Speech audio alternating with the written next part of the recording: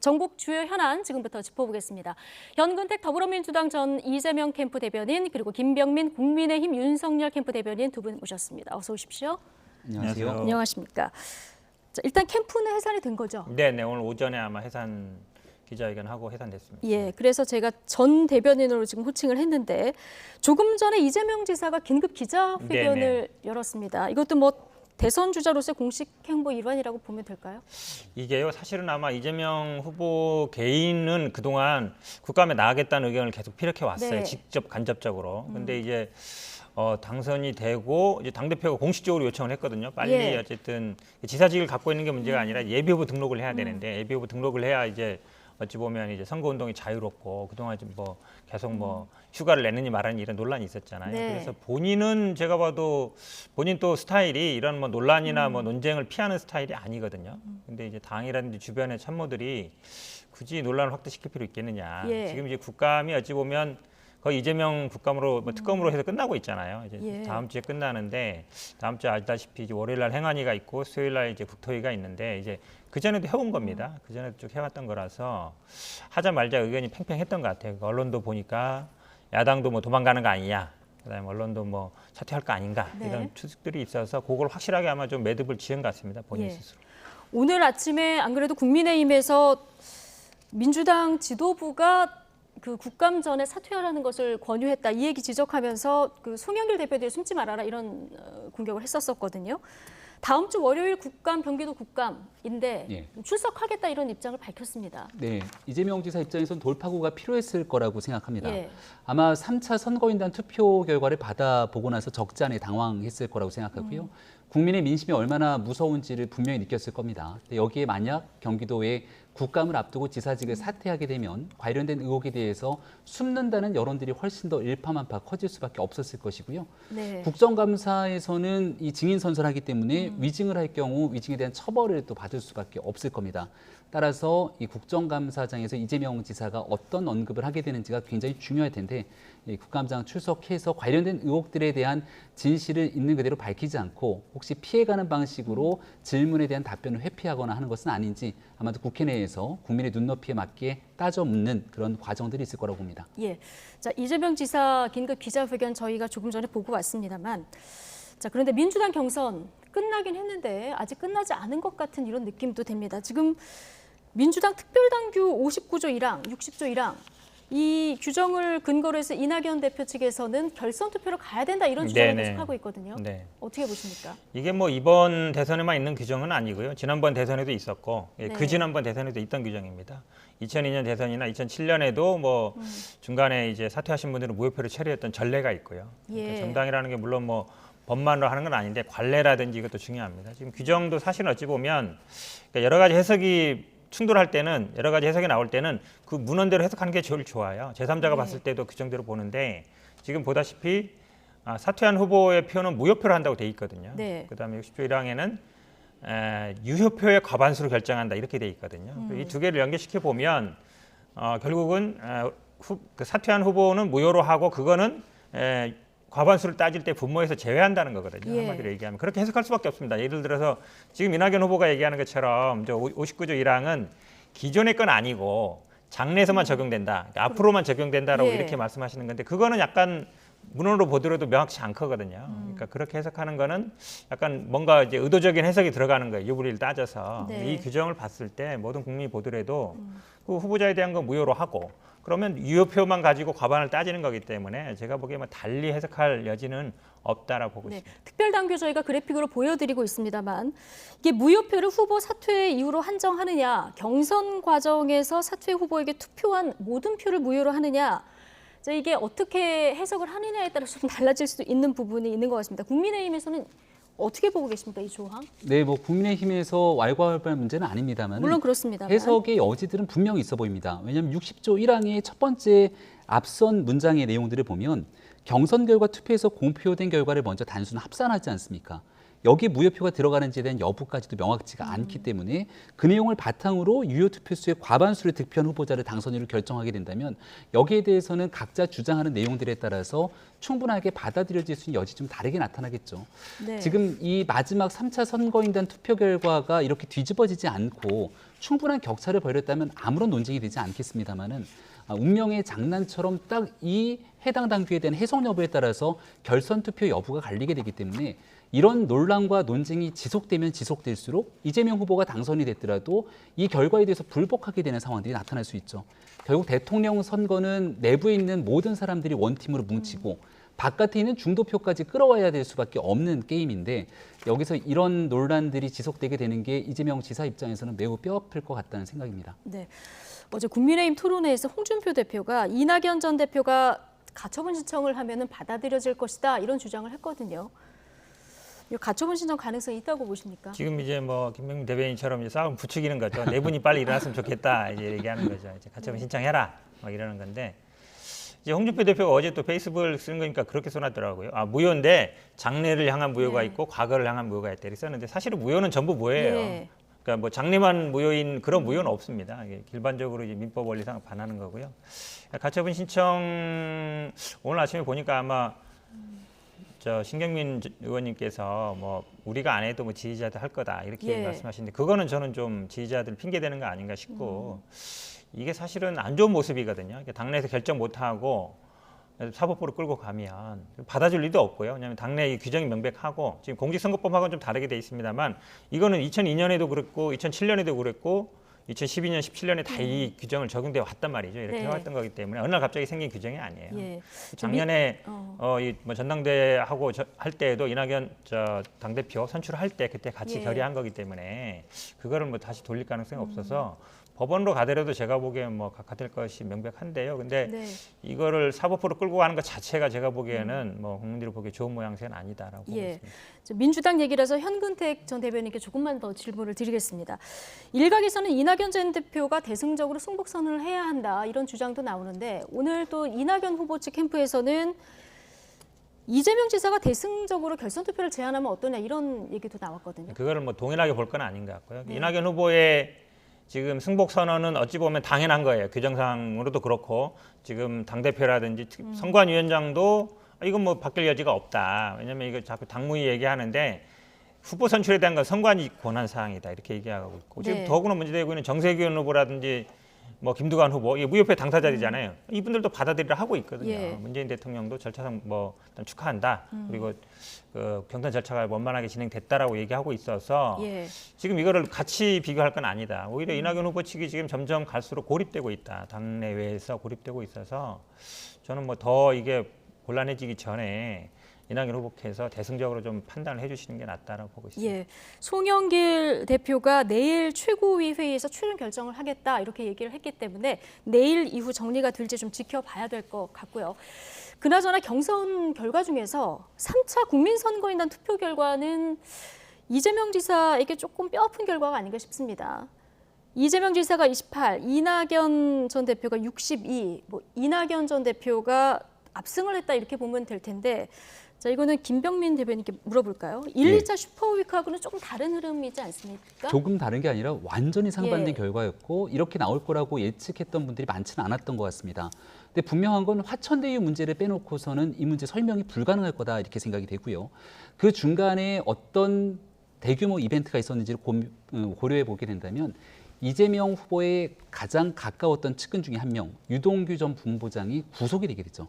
그리고 구속에 대한 배임 혐의 등에 대한 문제들이 있게 되고 결국 성남시 도시개발공사 당시 문제부터 이 화천대유의 특정 업체가 막대한 이득을 가져가게 되지 않았는가. 그리고 여기에 대한 녹취록이 하나둘씩 보도되기 시작하면서 이재명 지사를 향한 국민적 의혹은 점점 더 커져만 갑니다. 하지만 이재명 후보가 조금 전에도 기자회견을 통해서 언급했지만 대장동 개발에 대해서는 본인이 공공의 이득을 많이 환수한 본인이 치적으로 얘기를 하거든요.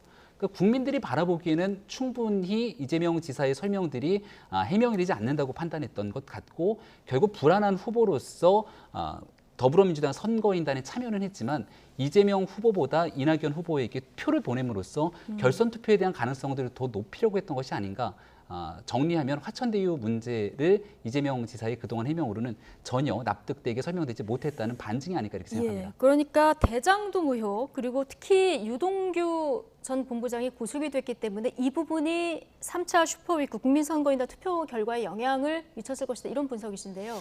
저도 뭐 캠프에서 어떻게 어제부터 보셨습니까? 뭐 여론조사 전문기관들 여러 네. 군데 물어봤는데 다 얘기하는 얘기가 달라요. 이게 결국은 아니 이제 개인적인 여론조사하고도 좀 다른 흐름이라서. 그렇죠. 왜 그러냐면 지금 말씀처럼 한다 그러면 이 선거인단 참여하는 분들이 대부분 정당 지지자들이거나 정치 관여층이기 때문에 민주당 가까운 사람들이에요. 네. 근데 일반 여론조사는 그렇게 안 나왔거든요. 예를 들어서 대장동 말씀처럼 유동규 전 본부장이 구속됐을 때 여론이 확 떨어지거나 이러지 않고 오히려 곽상도 50억 아들 50억 나오면서 오히려 더 회복된 분위기를 보였거든요.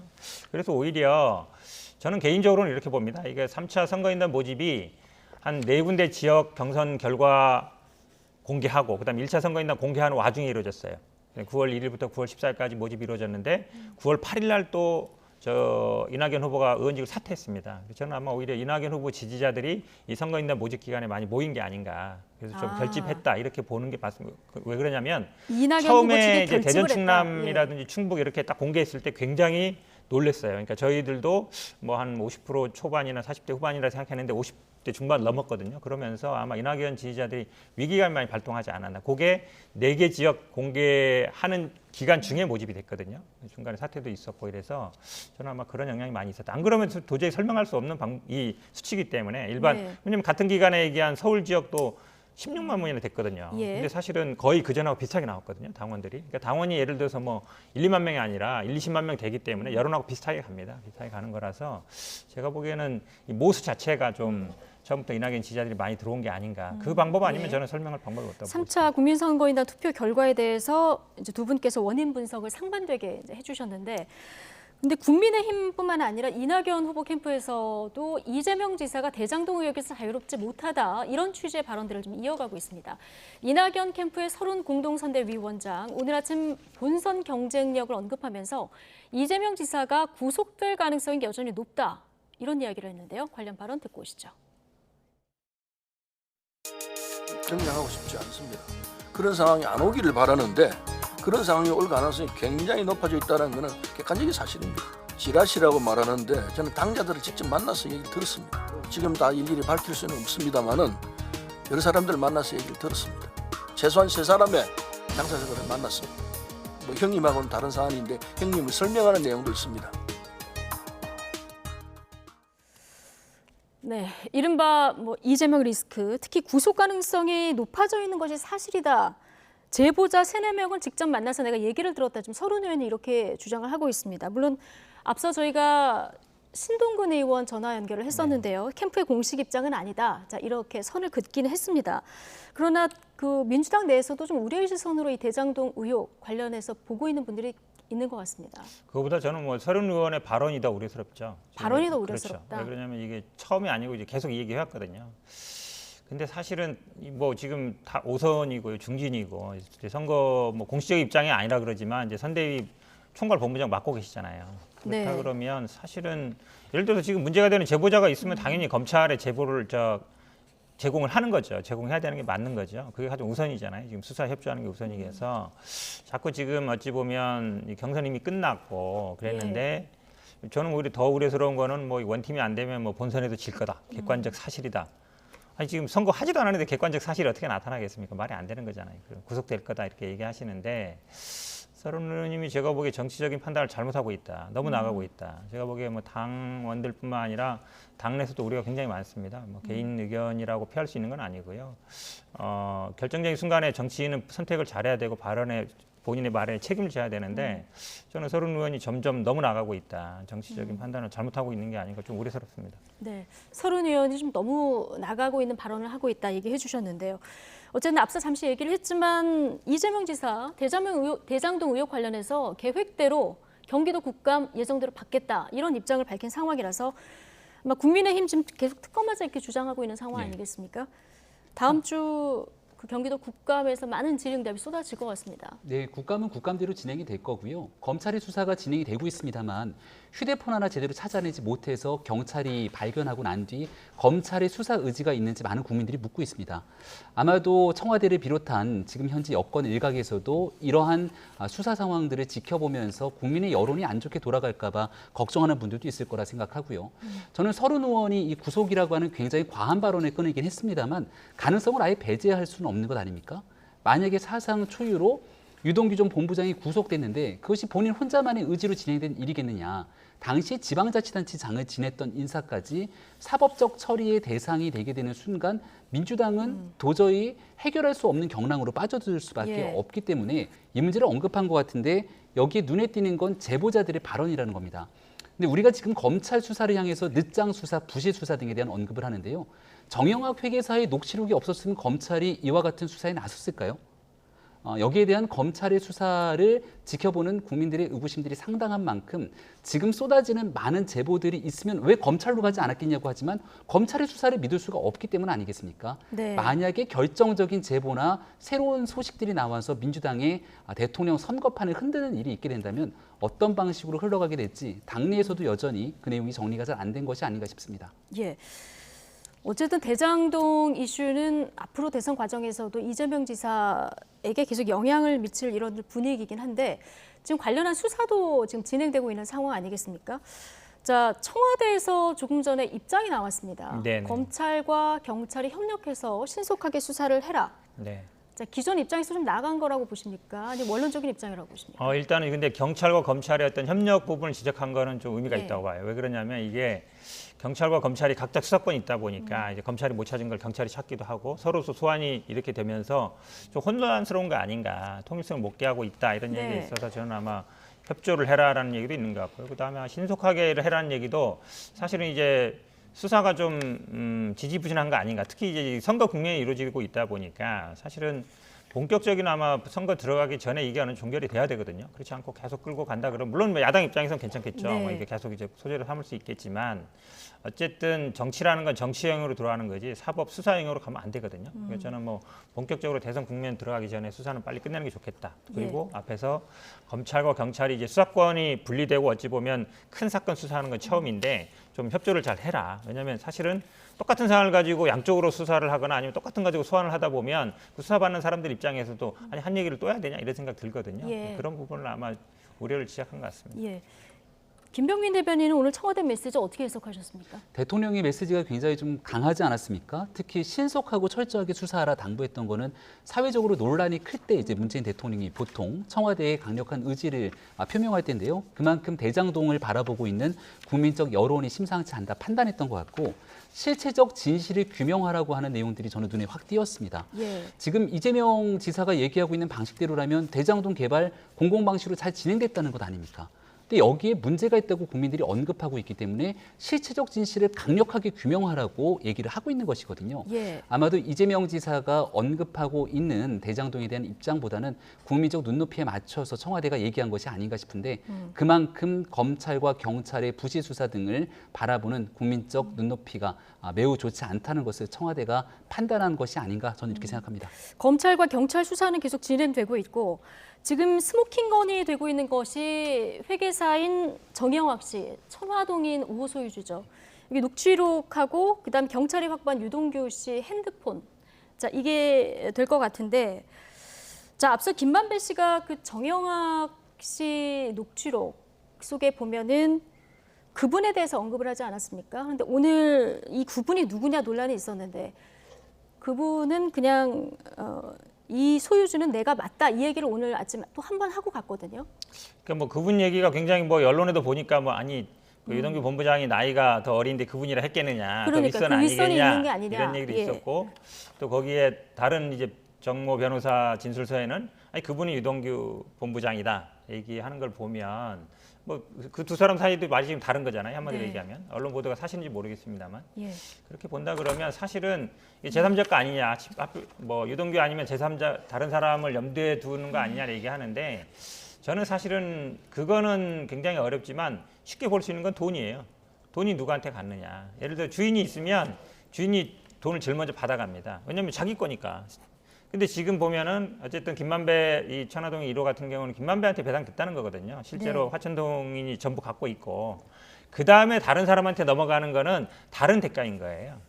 그 사람 주인이 있다 그러면 당연히 주인이 돈을 먼저 가져가지 다른 사람이 먼저 가져갈 리가 없잖아요. 가져가면 예. 아니 내놔라 이거 내 건데 네가 왜 갖고 왔냐 이렇게 하는 것이지 다 받아간 다음에 나눈다. 그거는 이제 다른 예. 대가 가능성이 높아서 제가 보기에는 이게 뭐 다른 사람일 가능성 별로 없다. 지금 어쨌든 배당은 다 김만배 씨 됐다는 거잖아요. 이거는 돈의 흐름을 살펴보면 밝혀질 것이다. 왜냐면 주주고 예. 주주도 100% 주주로 돼 있고 돈도 배당금도 다 갔기 때문에 그 이상 다른 거를 논하는 거는 제가 보기에 별 의미가 없어요. 네. 그래서 그거는 그냥 사람들의 본인들의 얘기일 뿐이지 예. 어떤 물증이 될 수는 없는 거라고 봐요. 예, 지금 말씀하신 대로 이재명 지사가 여기에 연관돼 있다 이런 증거는 지금 없는 이런 상황인데요. 국민의힘 대선 주자들 가운데서는 몸통이 이재명 지사다 이렇게 주장하는 네. 분이 꽤 많습니다. 이렇게 보는 이유는 어디 있습니까? 대장동에 대한 설계를 본인이 했다고 언급한 바 있지 않습니까? 예. 그리고 유동규 전 본부장에 관련해서는 이재명 지사가 성남시장으로 당선되기 전부터 가장 강력한 측근으로 볼 수 있었던 상황이고 성남시 도시개발공사의 본부장으로 앉히게 됐을 때도 특별한 자격이나 능력 없이 이재명 지사, 당시 성남시장이 임명을 하게 됐죠. 경기도지사로 당선되고 난 뒤에는 차관급의 경기관광공사 사장으로 임명한 것도 결국 이재명 지사입니다.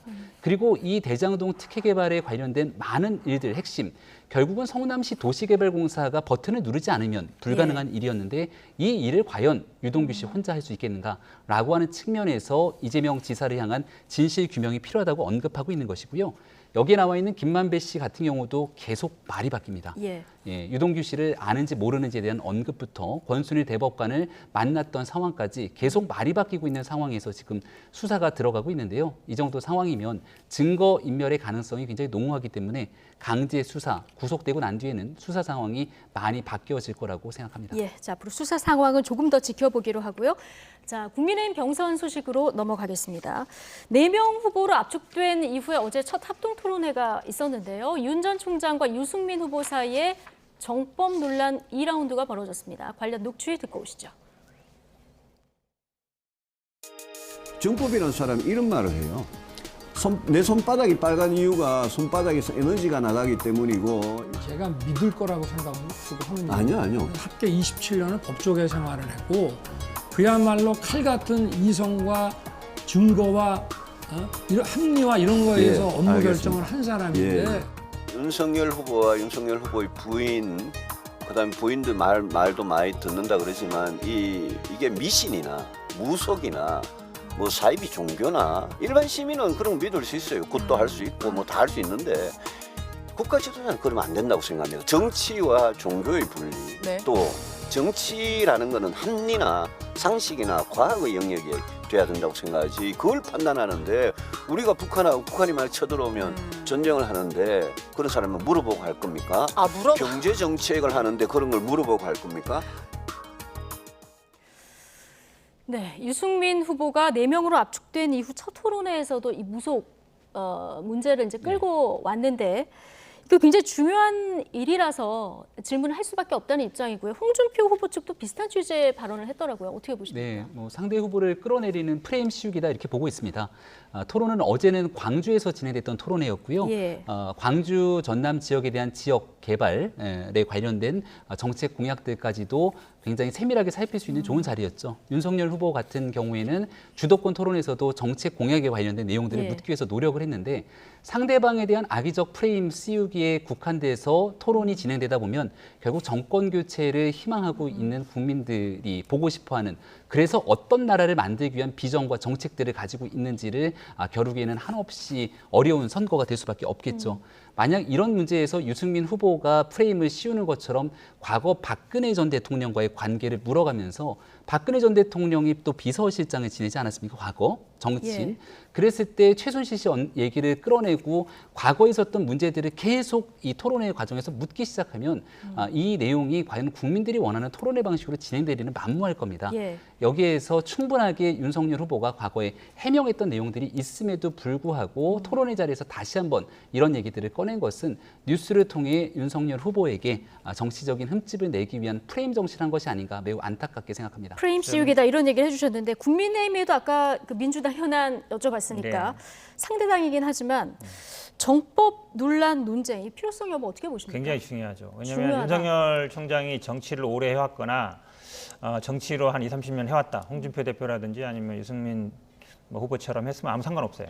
정치 처음이거든요. 네. 근데 처음에는 사람들이 사실 정치를 오래 한 사람도 그 대선 후보가 나오면 멘토가 되게 중시하는 게 왜냐하면 누구의 영향을 받고 어떤 판단을 하느냐잖아요. 근데 정치에 처음 오는 사람이 누구 얘기를 듣냐 했더니 어쨌든 이분이 뭐 자기가 검찰총장 그만둔 때도 상의했다 그러고 부인이랑 같이 와서 만났다 그러고 멘토다 그러고 이러고 있잖아요. 그럼 영향을 받는 거거든요.